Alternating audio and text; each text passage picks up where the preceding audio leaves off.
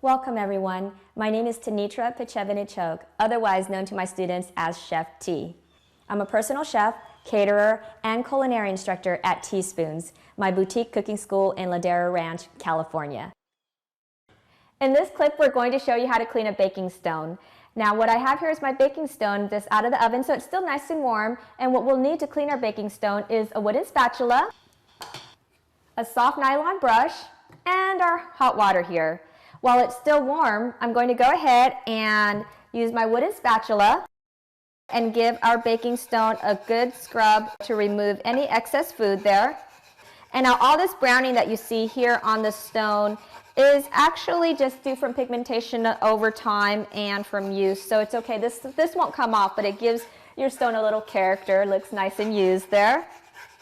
So now we're going to scrape off all the food. It comes off pretty easily, so that's why it's important to keep it nice and warm while you're doing this. It's almost looking beautiful. Now I'm going to take my soft nylon brush with a little bit of hot water. And by now my baking stones come to about room temperature, so I don't need my rag anymore there. And I'm going to give it a good rinse with the warm water. Actually, now it's hot water.